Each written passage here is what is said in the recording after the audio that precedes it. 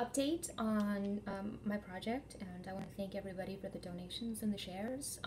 I'm truly grateful for all your support.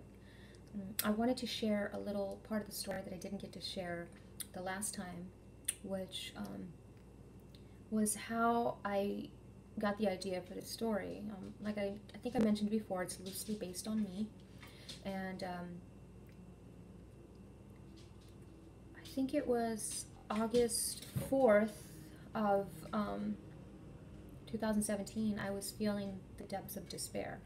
I really didn't want to be here anymore. I didn't know what my mission was, what my journey was. Like, the 9 to 5 thing wasn't something that was for me. This has been like my life, a spiritual journey, trying to navigate through it and wanting to help people, but not knowing exactly how I was going to do that.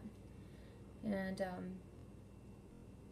on August 4th, I guess I was at my breaking point, and I didn't know what I was doing here anymore. I was tired, mentally, physically, emotionally drained, and I couldn't see light. All I saw was me running outside and jumping in front of a truck.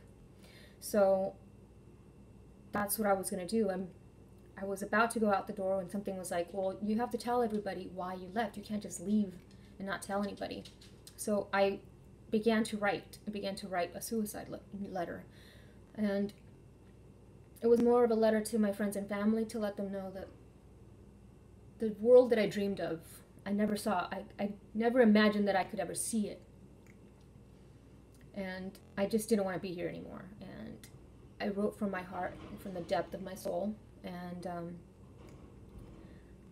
it was cathartic. It was, it made me feel lighter, and I was posting it on Facebook because I wanted everybody to see it. It was a vulnerable moment for me because I don't usually share stuff like that publicly with my acquaintances, friends, but something told me that I needed to share that. I needed to share my truth with others, and so that's what I did. I shared, and once I shared it, I felt like a weight was kind of lifted off me, like, oh, I no longer have to carry that around. Now, it's out. People know. People know that I'm not perfect. People know that I struggle every day. People know. So, I posted that, and I got some feedback on it. People were very supportive. A lot of people had been going through a similar thing that I had been going through. And they didn't know how to talk about it or reach out, so when they heard me talk about it, they were able to talk about it. And it was like a trickle effect of healing. So I felt good, and then 2 weeks later, my niece committed suicide. And I felt that maybe what I had been feeling, that despair, I was also picking up on her energy as well. And it was a shot in my heart because it just gives you that appreciation for life, I guess. I am over here wanting to kill myself, and then I lose my niece, and it's like, it gave me perspective, like, just the feeling that I felt losing her. I can't imagine putting that on somebody else. And that's the moment of despair. You don't think about everybody else. You're only thinking about taking your pain away. And if I wouldn't have reached out, it would have been me.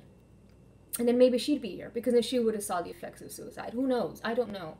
All I know is that I just created this project in her honor to help people to reach out, because reaching out, it heals. You share your story. That person, somebody reads it, and then they feel connected, and they're able to share their story. And sharing is healing. Sharing your truth, sharing your experiences, it's all healing. And that's what this project is about. It's about reaching out. And it's about sharing this story with others, so then they share the story with others, and then they share the story with others, and then it creates a healing ripple across the globe. That's my goal. I know it's the big dream, but I know dreams come true. And if I can at least save one person from committing suicide, then my mission is complete. once again, thank you for listening. I love you all, and I'm truly grateful for all your support. Namaste.